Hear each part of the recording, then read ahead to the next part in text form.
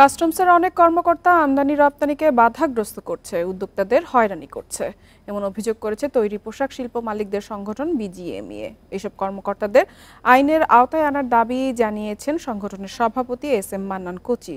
দুপুরে রাজধানীর একটি হোটেলে মতবিনিময় সভায় এসব কথা বলেন বিজিএমইএর সভাপতি।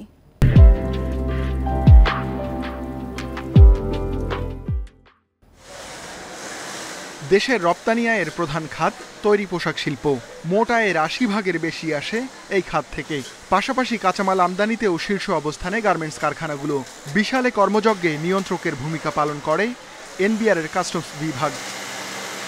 এর অংশ হিসেবে আমদানি রপ্তানি যাচাই বাছাই, উৎপাদন ও অর্থ প্রত্যাবাসন তদারকি ও অনুমোদনের মতো নানা সেবাও দেন সংস্থার কর্মকর্তারা। বিজিএমইএ সভাপতির অভিযোগ, তদারকির নামে অনেক ক্ষেত্রে হয়রানি করা হয়। রপ্তানি পণ্য ছাড়করণ ও পণ্য চালান, জাহাজীকরণ ও ওজনের ক্ষেত্রে এবং এইচএস কোড নিয়ে অহেতুক অপব্যাখ্যা ও জটিলতা সৃষ্টি করে এবং কাটিং তদারকি শর্তের নামে আমাদের হয়রানি করা হচ্ছে।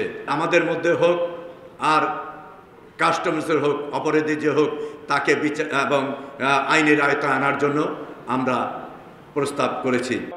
বিজিএমইএ সভাপতি বলেন, ব্যাংক ঋণের সুদহার ও জ্বালানির দাম বৃদ্ধি এবং বৈশ্বিক অর্থনৈতিক সংকট সহ নানা চ্যালেঞ্জ আছে রপ্তানি বাণিজ্যে। শিল্পের সক্ষমতা বাড়াতে তাই আসছে বাজেটে উৎসে কর 0.5% করার ও রপ্তানিতে নগদ প্রণোদনা অব্যাহত রাখার দাবি জানান তিনি। অর্থনৈতিক অঞ্চলের বাইরের কারখানায় গ্যাস বিদ্যুৎ না দেওয়ার সিদ্ধান্ত থেকে সরে আসার আহ্বান জানান বিজিএমইএ সভাপতি।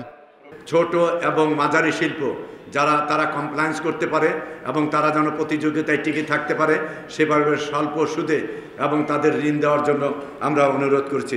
বিজিএমইএ সভাপতির বক্তব্যের প্রেক্ষিতে তাৎক্ষণিকভাবে এনবিআরের কোনো বক্তব্য মেলেনি। তবে হয়রানি হলে লিখিত অভিযোগ করার পরামর্শ সম্প্রতি বেশ কিছু অনুষ্ঠানে দেন NBR chairman. Ruhul Amin, independent news, Dhaka.